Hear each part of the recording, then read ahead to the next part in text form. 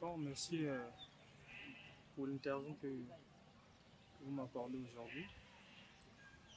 Vous êtes arrivé ici, il faisait pratiquement 16 heures. Vous avez vu comment l'équipe s'entraîne. Je crois que tous les joueurs sont présents. Et nous préparons le match contre FC Étoile du Founo. Et nous allons disputer ce match demain au stade Le Pionnier. Et tel que vous voyez, vous savez que c'est une grande affiche hein, dans le football Infono pratiquement. C'est un match qui est attendu par pratiquement toute la population de la ville. Et donc c'est demain que nous allons faire ce match. Et l'équipe se prépare très bien. Tous les joueurs étaient présents. Et nous espérons, avec l'aide de Dieu, que nous allons remporter ce match. Mais encore est-il que nous respectons évidemment notre adversaire. Parce que c'est une équipe, c'est une ancienne équipe. Ouais, il y a eu plusieurs équipes qui ont été créées à Infono, mais Étoile continue à exister jusqu'aujourd'hui et donc on ne peut qu'apprécier. Merci. Vous êtes sans ignorer que dans chaque société ou dans chaque organisation, les difficultés ne manquent jamais, les manquements ne manquent jamais, du point de vue structurel ou organisationnel.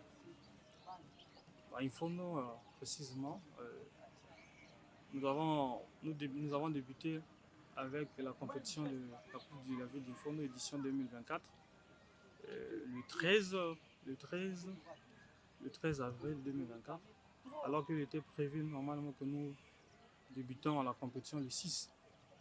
Mais il y a eu un problème au niveau de l'organisation, un problème de subvention notamment, tel qu'on nous l'a dit, et ce qui a fait que nous débutons en retard.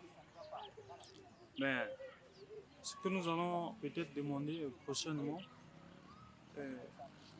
aux dirigeants ou aux autorités qui gèrent la Sous-Ligue du Fono, c'est de mieux faire prochainement parce que on nous a informé, on vient de nous informer que en ce qui concerne la coupe du Congo, des équipes ont été retenues, notamment FC Étoile et Étoile du Congo et FC Leader du Fondo. Alors que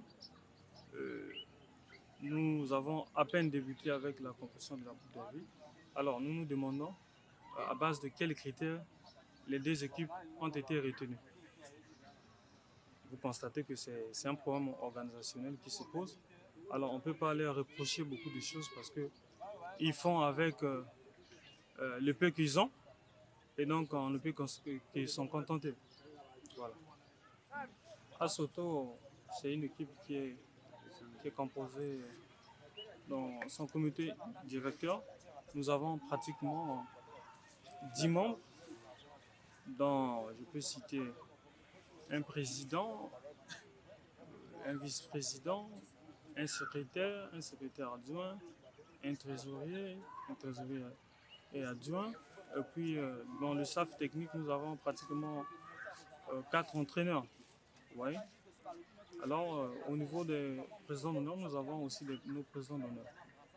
Mais l'équipe telle que créée a comme objectif de promouvoir le football dans le département de l'Anikola et de créer un cadre de sortie du foot amateur vers le football professionnel.